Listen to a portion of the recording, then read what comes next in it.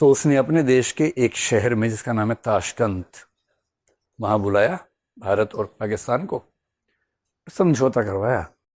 समझौता क्या करवाया कि जितना तुमने कब्जा किया वापस कर दो, जितना तुमने किया तुम वापस कर दो, वापस अपने अपने घर जाओ। हो गया। और हाथ मिलाओ, चलो अब्बा कर लो, अब्बा कर लो। कुट्टी हो गई थी ना, अब अब्बा कर लो, ऐसे ऐसे करके हो गया। ये समझौता था। हो गया। समझौते की रात को लाल बहादुर शास्त्री की मृत्यु हो गई ताशकंद में ही। लोग कहते हैं कि उसके पीछे पाकिस्तान का हाथ है। पता नहीं क्या हुआ, लेकिन संदेह तो होता है। ताशकंद फाइल्स नाम से एक फिल्म है, कभी अगर आप उसको देखेंगे तो उससे बहुत सारे ऐसे सवाल है जिनका जवाब मिल नहीं पाता। कुछ तो हुआ होगा, इतनी सीधी बात तो नजर नहीं आती कि भारत का प्रधानमंत्री जाए, समझौता वार्ता के लिए रात को अकेला कमरे में है, वहां उसकी मौत हो जाए, और जो हॉटलाइन उसके पास है फोन, वो फोन काम ना करे उस समय। कुछ तो होगा। बहरहाल जो भी हुआ 1965 में ऐसा हो गया। अब ये सारी बैकग्राउंड है 1971 की, और 1971 के लिए इस वाले प्रसंग को थोड़ा यहां से समझना शुरू करते हैं कि इसके बाद यहां क्या क्या हुआ। 56 तक ये हो चुका था। इस बीच में एक व्यक्ति वहां बहुत प्रसिद्ध हो गए जिनको बोलते हैं मुजीबुर रहमान, शेख मुजीबुर रहमान। शुरू से थे लेकिन बहुत फेमस नहीं थे। 1956 तक आते आते प्रसिद्ध होने लगे और लोग उनको नेता मानने लगे। बंग बंधु उनको बाद में लोगों ने कहा कि बंगाल के बंधु हैं। और 1956 के 10 साल के बाद वहां वो अवामी लीग पार्टी के प्रमुख नेता बन गए थे। उनको लगा कि पाकिस्तान के साथ मजा नहीं आ रहा। और जब 65 में पाकिस्तान भारत से हारा, पाकिस्तान के स्कूल में सिखाते हैं कि पाकिस्तान ने भारत को हराया 65 में। ठीक है।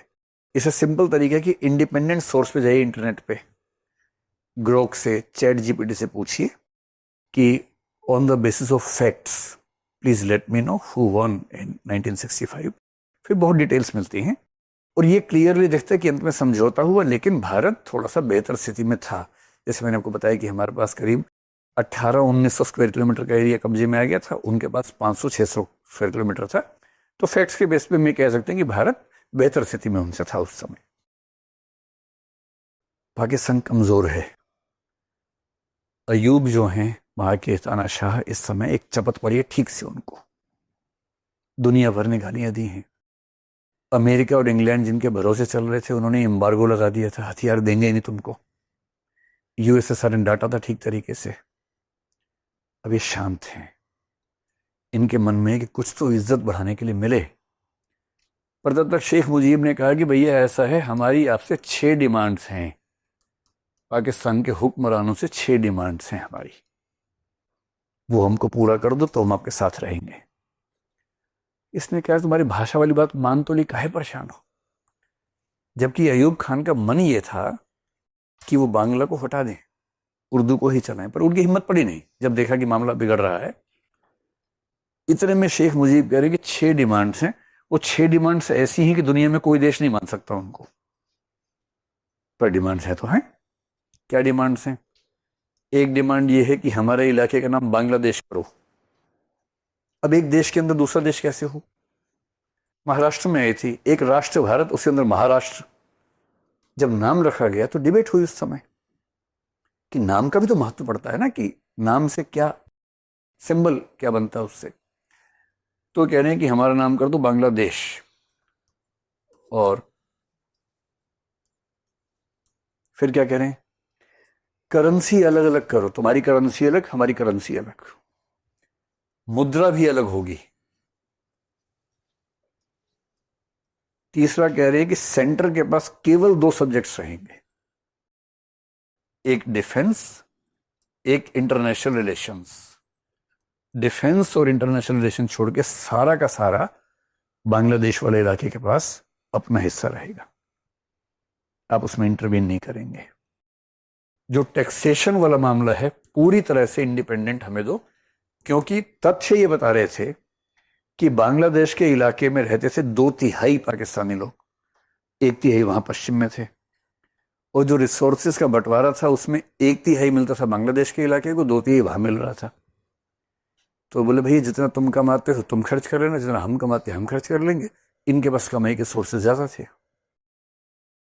फिर बोले कि जो नेवी है, नेवी का हेडक्वार्टर हमारे इलाके में होना चाहिए, आपके इलाके में नहीं होना चाहिए। और जैसे सीआरपीएफ होती है, ऐसे ही कोई सीआरपीएफ जैसी पैरामिलिट्री फोर्सेस, उनका हेडक्वार्टर बांग्लादेश में होना चाहिए। अब एक देश के अंदर कोई ये कहे कि 2 करेंसीज बना दो, तो कोई देश कैसे मानेगा? सीधी सी बात है। तो अयूब खान कैसे मानते? नहीं मान रहे थे। और शेख मुजीबुर रहमान की स्थिति वहां पर ऐसी थी, जैसी आज से करीब 12-15 साल पहले अन्ना हजारे की जो स्थिति भारत में थी ना, कि पूरा देश उनको फॉलो कर रहा था, सरकार दबाव में थी। और वहां शुरू हुआ एक बहुत खतरनाक मूवमेंट। अब यहां तक का माहौल सारा समझ में आ गया। चीन ने भारत पे कब्जा कर लिया है, थोड़े से हिस्से पे। तिब्बत के लोग भारत में आ चुके हैं। 1965 में पाकिस्तान भारत से हार चुका है जिब्राल्टर में। 66 में बांग्लादेश के इलाके में 6 डिमांड्स आ गई हैं, पाकिस्तान संभाल नहीं पा रहा है। चाइना और पाकिस्तान में दोस्ती है, क्योंकि दोनों हमारे बॉर्डर स्टेट्स हैं। बॉर्डर वाला दुश्मन होता है, दुश्मन का दुश्मन दोस्त होता है, वो दोनों दोस्त बन चुके हैं। ये सिचुएशन चल रही है 1966 के आसपास। अब कहते हैं कई बार परिस्थितियां ऐसी इकट्ठी होती हैं कि दुनिया का इतिहास चेंज हो जाता है। ये सारी परिस्थितियां इकट्ठी होनी शुरू हुई इस समय। 1966 में लाल बहादुर शास्त्री जी की मृत्यु हो गई। और तब सवाल उठा कि अब अगला पीएम कौन बनेगा भाई?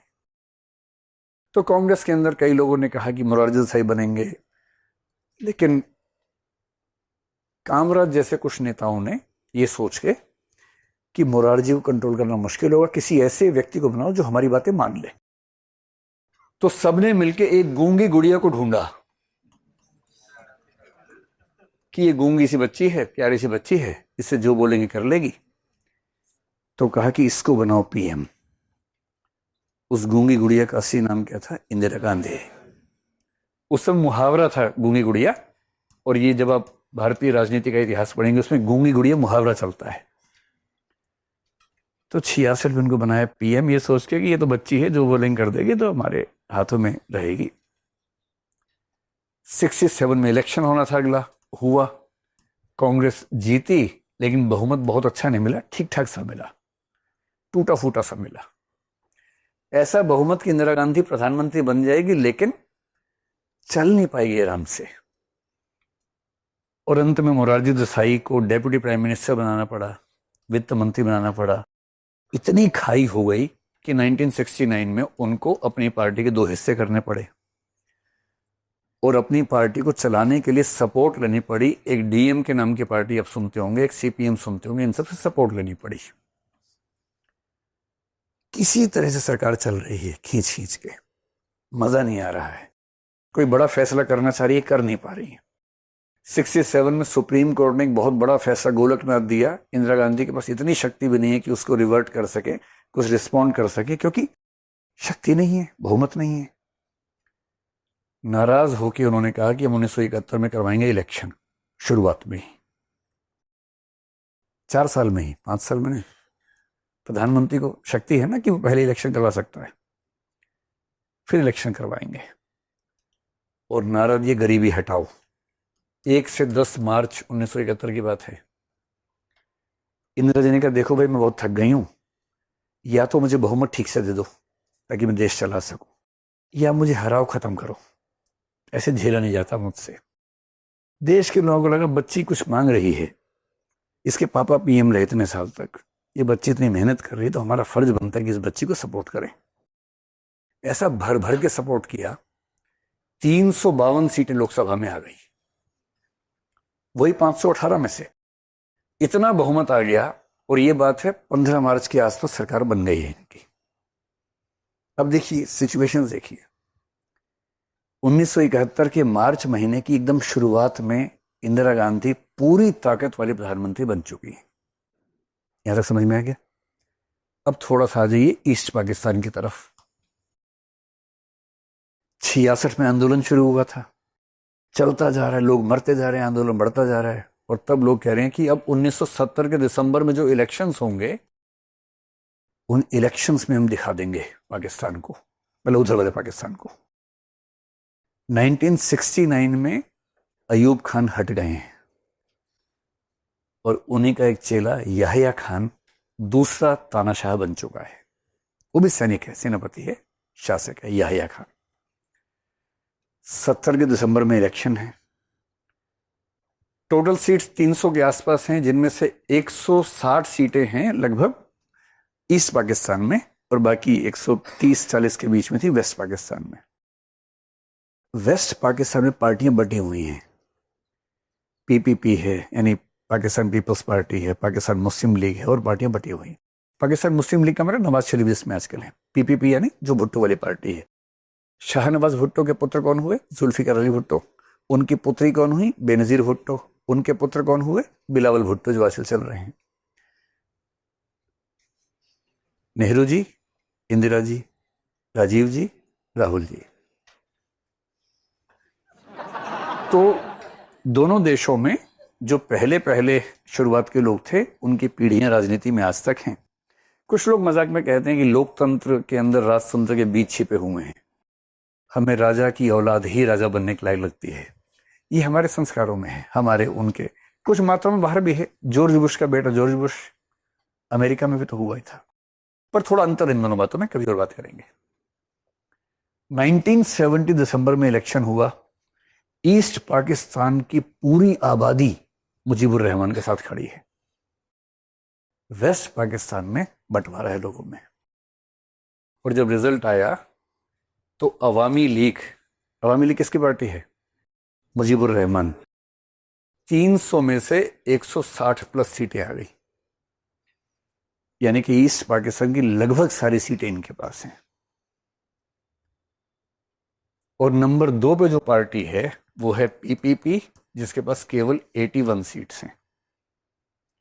और पीपीपी के नेता हैं जुल्फिकार अली भुट्टो, जो याहिया खान की पहली पसंद है। और याहिया खान ने कसम खाई है, जुल्फिकार ने भी कसम खाई है कि पीएम तो बनना चाहिए वेस्ट से, बंगाली नहीं चलेगा। और संवैधानिक तरीके से सरकार बननी है शेख मुजीबुर रहमान की, कोई रोक नहीं सकता उनको। अब इन लोगों ने एक चाल चली, इनको बुलाया कि आओ बात करते हैं। जैसे ही आए अरेस्ट कर लिया, गिरफ्तार कर लिया, जेल में डाल दिया कि ज्यादा हीरो बनते हो, चलो। इनसे कहा कि सरकार हमारी बनने दो, सपोर्ट करो, तो वो सब नहीं, मैंने तो डाल दिया, चलो भागो। और फिर 2-3 पार्टियों को मिला जुला के एक टूटी फूटी सरकार बनाने की कोशिश की। और जैसे ये हुआ, उस वाले में ईस्ट पाकिस्तान में क्या होगा, एक मूवमेंट शुरू हो गया। अवामी लीग ने क्या किया, अपनी सरकार बनाई दलाई लामा जैसी, गवर्नमेंट इन एग्जाइल, कि हम अपने देश से दूर हैं और सरकार हमारी है। और सरकार कहाँ से चल रही थी? कोलकाता से, या मीरपुर एक जगह है, वहां से चल रही थी। अब पाकिस्तान को लगा कि बात बहुत बिगड़ गई है, सीधे मार पिटाई करनी शुरू कर दी, जम के हिंसा की। 25 मार्च 1971, डेट ध्यान रखना, 1 से 10 मार्च 1971 भारत का election, 352 seat. Indira Gandhi full power से पीएम बनी है पहली बार, और उसको अपने माथे से एक टैग हटाना है, ये वाला, ये हटाना है। ये हटाने का पहला मौका मिला है, इसके पहले कोई मौका नहीं था। और उसके केवल 15 दिन बाद, पीएम बनने के लगभग 10 दिन बाद, पाकिस्तान ने शुरू किया ऑपरेशन सर्च लाइट, 25 मार्च से। जब आप कॉन्स्टिट्यूशन पढ़ेंगे तो उसमें नागरिकता पढ़ेंगे, सिटीजनशिप। सिटीजनशिप में जब आप सिटीजनशिप एक्ट पढ़ेंगे, संविधान में एक सिटीजनशिप एक्ट है जिससे 5-6 बार अमेंडमेंट्स हुए हैं। वो सिटीजनशिप एक्ट बार बार 25 मार्च 1971 की बात करता है। यही डेट है, 25 मार्च 1971। ये कट डाउन डेट है, कट ऑफ डेट है। क्यों? उस दिन ऑपरेशन सर्चलाइट शुरू हुआ और पाकिस्तान की सेना ने बंगाल के जो पाकिस्तानी थे उन सबको मारना शुरू किया। इतना मारना शुरू किया कि देखते ही देखते 1 करोड़ बांग्लादेशी लोग भारत में घुस गए, रेफ्यूजी बन के। और हमारे जो बॉर्डरिंग स्टेट से वेस्ट बंगाल है, असम है, त्रिपुरा है, इन सब में इतना क्राइसिस होने लगा कि हम कैसे संभालें, भेजें भी कैसे, वहां मर जाएंगे वो लोग, ना भेज सकते ना संभाल सकते, हम खुद गरीब देश। और उस समय फाइनेंशियली हम बहुत गरीब स्थिति में थे। इसलिए 1971 के चुनाव का नारा इंदिरा गांधी का क्या था? गरीबी हटाओ। गरीबी इतनी बड़ी परेशानी थी, गरीबी हटाओ ही नारा था उस इलेक्शन का। और अब इंदिरा गांधी परेशान है कि मैं तो भी पीएम बनी ही हूं पावर के साथ, 1 करोड़ लोग आ गए, इतने मेहमान क्या करूं मैं, कैसे मैनेज करूं? तब उनको लगा कि अब लगता है कि नियति मुझसे कुछ करवाना चाहती है। तो उन्होंने कहा कि जनरल सैम मानेकशॉ मुझसे मिलने आओ भाई। सैम मानेकशॉ पे एक फिल्म आई है हाल ही में, किस नाम से आई है? सैम बहादुर। हाँ, बड़ी अच्छी फिल्म है। वही वही फिल्म। सैम मानेकशॉ हमारे उस समय सेना के प्रमुख थे, बड़े बिंदास आदमी थे, खतरनाक प्लानिंग करते थे। इंदिरा गांधी बोली, हालांकि फिल्म में तो लगता है कि इंदिरा गांधी उनको पसंद भी करती थी। फिल्म में ऐसे कुछ सीन है, अब पता नहीं क्या सच बात है क्या नहीं, मुझे नहीं पता। ये तो होता है दुनिया में, इसमें क्या है, कोई किसी को अच्छा लगता है, इसमें क्या बुरी बात है। लेकिन उस फिल्म में जो भी है ये सैम बहादुर, उसमें ऐसे कुछ 2-3 सीन है जिससे लगता है कि ऐसा भी कोई एंगल रहा होगा। रहा तो इसमें क्या, कोई प्रधानमंत्री प्यार नहीं करेगा किसी को? प्रधानमंत्री होना अलग बात है, प्रेम अलग बात है, आकर्षण अलग बात है। ये सब तो आप लोगों की भाषा में क्या बोलते हैं, इन्फेचुएशन हो गया, जो भी आप कहें उसको। तो इनसे कहा ऐसा सैम, 25 मार्च को इन्होंने बदमाशी करनी शुरू कर दी है, अप्रैल का महीना है, निपटा दो इनको। बोले क्या कर दो? निपटा दो। क्या करना क्या है? सर्जरी करनी है, बांग्लादेश को जन्म देना है, एक नया देश बनाना है, हम बनाएंगे बांग्लादेश। तो उन्होंने कहा क्यों बनाना चाहती हैं? बोली इसलिए कि हम शांति से रहें, इतने रेफ्यूजी आएंगे, इतना झगड़ा होगा, फिर ह्यूमैनिटेरियन क्राइसिस है, उन सब की चिंता भी हमें करनी ही चाहिए, इंसानी तो हम लोग भी तो। अरे अच्छा, और अगर मैं कहूं कि अप्रैल में युद्ध नहीं कर सकता तो आप क्या करेंगी? इंदिरा गांधी पे पीएम है, पीएम के सामने कोई नहीं थोड़ा बोलता है, हाई बोलना होता है पीएम के सामने। तो मैं अनुमान कर रहा हूं पीएम ने आंखें तरेर के देखा होगा। तो सैम मानेकशॉ कहते हैं उन्होंने अपना इस्तीफा दे दिया कि मैडम अगर अप्रैल में युद्ध करना है तो मैं इस्तीफा दे देता हूं, मुझसे मत करवाइए, किसी और से करवा लीजिए। ऐसा होना चाहिए आपका मंत्री या आपका सेनापति जो सही बात ऐसे बोल सके। वरना क्या होता है, राजा बोला रात है, रानी बोली रात है, पर ये सुबह सुबह की बात है ना? राजा के मुंह से अगर रात है, सब बोले रात है रात है रात है, सुबह के समय रात चल रही है, ये कोई बात थोड़ा ना हुई, ये तो गलत हो जाएगा। तो फिर इंदिरा जी बोले कि तुम ऐसा क्यों बोल रहे हो, अप्रैल में युद्ध क्यों नहीं हो सकता? बोले मैडम कई रीजंस हैं इसके पीछे। नंबर 1, ईस्ट पाकिस्तान के जो मैप्स हमारे पास हैं, वो मैप्स हमारे पास ब्रिटिश शासन के टाइम के हैं, उसके बाद के है ही नहीं, क्योंकि उसके बाद से भारत का पार्ट था ही नहीं, मैप कैसे होंगे? और आज से करीब 25-30 साल पहले के मैप के बेस पे अगर हम युद्ध में उतर जाएंगे तो हम कई ऐसी जगह फंसेंगे जहां हम बच नहीं पाएंगे। ये बात तो ठीक है। फिर बोले कि अभी जो मौसम है बनारस, ये बरसात का मौसम आने वाला है इधर ईस्ट पाकिस्तान की तरफ, मानसून के बाद।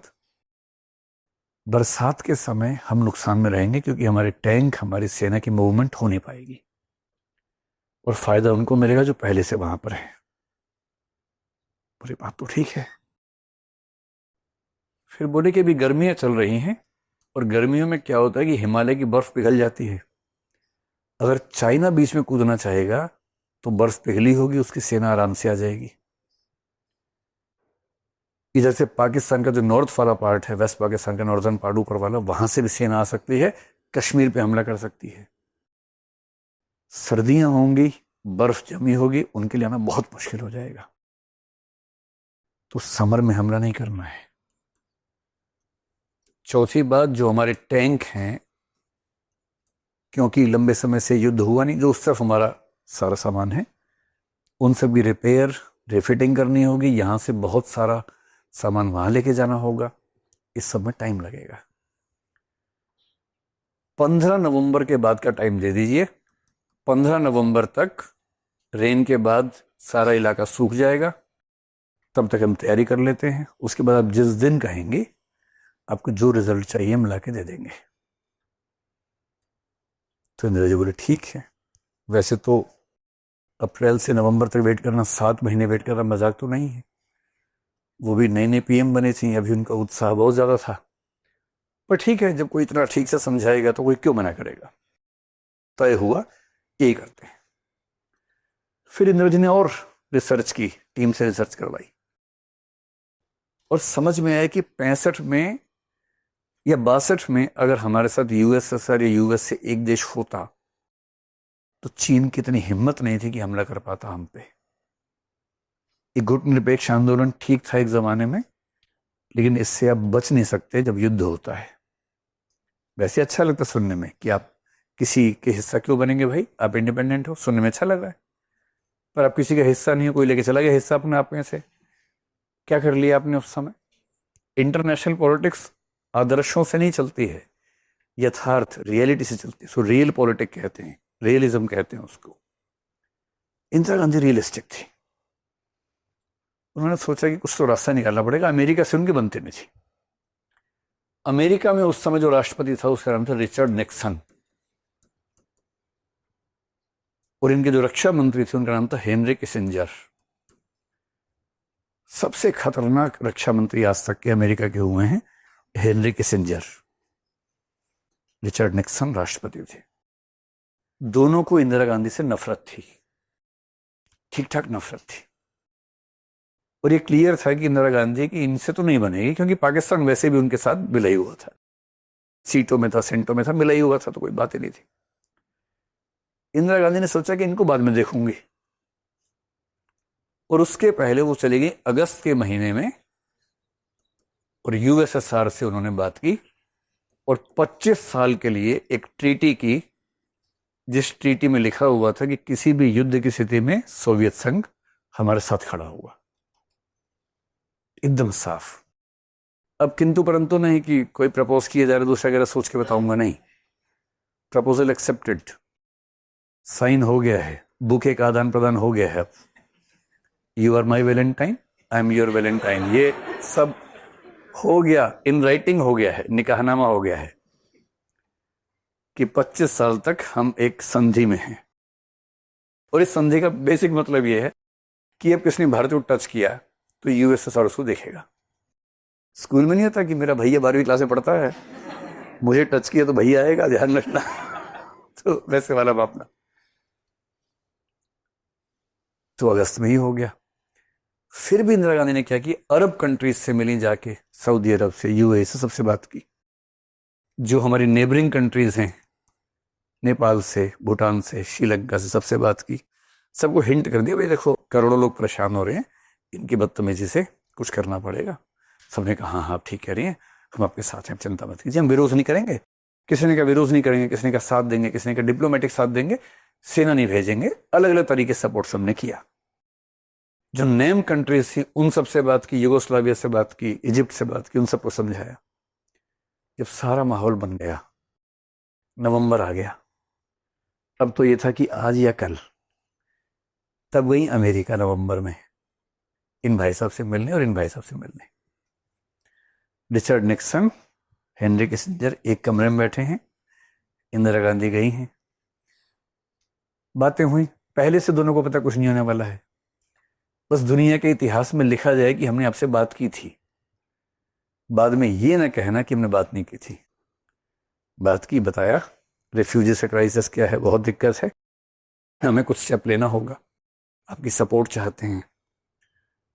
तो निक्सन का मुंह ऐसा बना हुआ था, फूफा जी जैसे नहीं होते, वैसे फूफा जी जैसा मुंह बना हुआ था। फूफा सबसे मनहूस आदमी माना जाता है वैसे, वैसा मुंह बना हुआ था। और कहते हैं कि जब इंदिरा गांधी कमरे से बाहर निकली, अभी निकली भी नहीं थी कि दोनों ने बहुत गंदी बात उनके बारे में बोली, इस तरह से कि वो सुन भी लें। और वो जब रिपोर्ट्स डिक्लासीफाई हुई तो अब वो रिपोर्ट सामने आई है कि क्या क्या बातें बोली गई थी वो रिकॉर्डिंग से। इंदिरा गांधी को पता था कि ऐसे बकवास करेंगे, कोई उम्मीद थी भी नहीं। पर अमेरिकन सिविल सोसाइटी से उन्होंने मीटिंग्स की, उनको समझाया, सिर्फ इसलिए कि अमेरिकी अखबारों में जब छपे, हमारे पक्ष में छपे, तो सरकार पे भी दबाव रहेगा कि ज्यादा एक्शन ना ले हमारे खिलाफ। ये सब किया। अब सैम मानेकशॉ से बात हुई कि भैया बताओ क्या करना है। तो ऐसे में उसने कहा कि अब आप जब कहें, लेकिन ज्यादा अच्छा है कि युद्ध शुरू हम ना करें, क्योंकि इतिहास में लिखा जाता है कि युद्ध शुरू किसने किया था। और हम तो शांति प्रिय देश हैं, आपके पापा इतने प्यारे थे, हम युद्ध शुरू करें अच्छा थोड़ा लगता है। तो मेरी बात तो ठीक है, तो युद्ध शुरू नहीं करना है तो ऐसी सिचुएशंस बन जाए कि युद्ध वही शुरू कर दे। 2 दिसंबर 1971 को वो स्थितियां बन गई। याहिया खान ने युद्ध शुरू कर दिया। याहिया खान को लगा कि मैं जल्दी ही अमर हो सकता हूं, एक बार युद्ध जीत जाऊंगा तो लोग याद रखेंगे कि कोई याहिया खान हुआ था। उसके 25 दिन बाद लोगों ने याद किया कि हाँ हुआ था, क्योंकि इतना ही टाइम मिला। उसके बाद 16 दिसंबर को युद्ध खत्म हुआ, 20 दिसंबर को इस्तीफा दे के भागना पड़ा उनको, 4 दिन मिले उसके बाद। क्यों युद्ध शुरू कर दिया? अगर आपने सुना हो तो 1967 में एक युद्ध हुआ था इजराइल और अरब कंट्रीज के बीच में। इजराइल के 3-4 युद्ध हुए हैं अब तक, जिनमें 1967 का जो वॉर था सबसे इंपॉर्टेंट था। इजराइल अकेला बीच में रहते, 5-6 देश आसपास से मारते हैं उसको, वो सबको मारता है, ऐसे मारा ऐसे मारा ऐसे मारा, वो बड़ा उसका भी अजीब सा मामला है। 67 में जब उसको लग गया कि युद्ध होने वाला है, उसने वेट नहीं किया, प्री एम्प्टिव अटैक कर दिया कि मुझे पता है कि तुम कल युद्ध करने वाले हो, मैंने आज ही शुरू कर दिया। सरप्राइज दे दिया, धप्पा। तुम तोप निकाल रहे थे कल लेके जानी है, मैं लेके आ गया और वही मार दिया। और 6 दिन में सारा खेल खत्म कर दिया उसने। तो उस समय दुनिया भर में एक विचार चल रहा था कि जब युद्ध तय हो जाए तो प्री एम्प्टिव अटैक कर देना बेहतर होता है। तो जो पाकिस्तान इजराइल से नफरत करता है, इजराइल को आज तक उसने मान्यता ही नहीं दी है, उससे सीखा उसने कि युद्ध कैसे करना चाहिए। याहिया खान को लगा कि मैं भी धप्पा कर देता हूं, इनको पता भी नहीं चलेगा, अचानक प्लेन पहुंच जाएंगे, धप्पा हो जाएगा, ये हार जाएंगे। और वो उत्साह बहुत था, उनकी प्लानिंग वैसी थी जैसी हम लोग करते हैं यूपीएससी में ना, कि बस प्रीलिम्स तो हो ही जाएगा, एसए में 170 नंबर आ ही जाएंगे, जीएस में 580 नंबर आ जाएंगे, इंटरव्यू में तो 215 से कम कैसे ही आएंगे। तो रैंक 1 लाने के लिए बस 40 नंबर कम करने हैं मुझे। रैंक 1 तो है ही, लेकिन रैंक 1 में भी इतना गैप अच्छा नहीं लगता है, तो 40 कम कर लूंगा तो रैंक 1 डिसेंट तरीके से आएगा। याहिया खान भी वैसी प्लानिंग कर रहे थे कि ऐसा करेंगे, नाश्ता जैसलमेर में कर लेंगे, लंच दिल्ली में कर लेंगे और इवनिंग टी आगरा में पी लेंगे। कुछ कुछ ऐसी बातें करते थे उस समय। खिसका हुआ आदमी ऐसी बात करता है। तो 2 दिसंबर को चढ़ाई कर दी भारत के ऊपर, इस उम्मीद में कि 67 जैसा कुछ दोहरा देंगे। दूसरा, उनको वो सब उम्मीद तो थी ही कि यूएसए हमारे साथ में है ही, चाइना हमारे साथ में है ही, और जब यूएसएसआर उनकी तरफ है तो ये और ज्यादा हमारे साथ में हो जाएंगे, तो ये मिलके मार देंगे, यूएसएसआर क्या कर लेगा। और यूएसए ने कहा था कि भैया युद्ध हुआ तो हम इंटरवीन करेंगे, ध्यान रखना, कहा था। इंदिरा गांधी को चिट्ठी आई, यूएसएसआर के रक्षा मंत्री ने कहा कि आपको चिट्ठी आई है निक्सन की, युद्ध से 1 दिन पहले की बात है। इंदिरा गांधी ने कहा कि मैं चिट्ठी का जवाब 15 दिन के बाद दूंगी। यूएसएसआर के रक्षा मंत्री बोले 15 दिन काफी है। उसके बाद जवाब दिया। तब तो चिट्ठियां होती थी ना, तब एसएमएस और ये सब होता था, चिट्ठी होती थी। 2 दिसंबर को उन्होंने गलती की, 3 दिसंबर से युद्ध शुरू हुआ। और शुरू हुआ तो शुरू हो गया। मानेकशॉ थे हमारे पास। युद्ध तो सेनापति लड़ते हैं बेसिकली, मानेकशॉ जैसा शार्प आदमी हमारे पास था। 13 दिन में काम खत्म कर दिया। 15 दिसंबर को सब खत्म हो गया था, बस वो आत्मसमर्पण नहीं कर रहे थे। एक आखिरी मीटिंग कर रहे थे एक बहुत बड़े भवन में, जहां उनके सारे तोप बैठे हुए थे कि क्या करें समझ नहीं आ रहा है। तब तक उनके 93,000 सैनिक हमारे कंट्रोल में आ चुके थे, और उसमें हायर रैंक के लोग भी थे, लोअर भी थे। तो मानेकशॉ को पता लगा कि ढाका की इस बिल्डिंग में मीटिंग चल रही है कि आत्मसमर्पण करना है कि नहीं करना है। इंदिरा जी उनकी बात हुई, योजना बनी, उस बिल्डिंग पे हमला कर दिया, लेकिन मारा नहीं किसी को। बिल्डिंग के आसपास इतने बम बरसाए कि मरे नहीं कोई। जैसे बिल्डिंग बैठे, इधर बम, इधर बम, इधर बम, इतने बम मारे, और वो लोग सांस फूल के बोले, हम नहीं रह पाएंगे, हम नहीं रह पाएंगे। और वहां से इस फैसले से निकले कि कल ही कर देते हैं आत्मसमर्पण। तो 16 दिसंबर को पाकिस्तान ने कर दिया आत्मसमर्पण। फिर 17 को इंदिरा जी ने चिट्ठी का जवाब दिया कि received your letter, I hope you are good, I am good, I hope the same for you, it's been a long time talking to you, when are you coming next to India, India is waiting to meet you, to respect you. कुछ भी जो क्या होगा। तो 16 दिसंबर को हुआ, बधाई हो, बांग्लादेश हुआ है। कितनी बड़ी बात है। सर्जिकल स्ट्राइक तो ये होती है, सर्जरी हुई और देखिए हुआ, बच्चा हुआ। तो 16 दिसंबर का दिन बांग्लादेश की आजादी का दिन हो गया 71 में।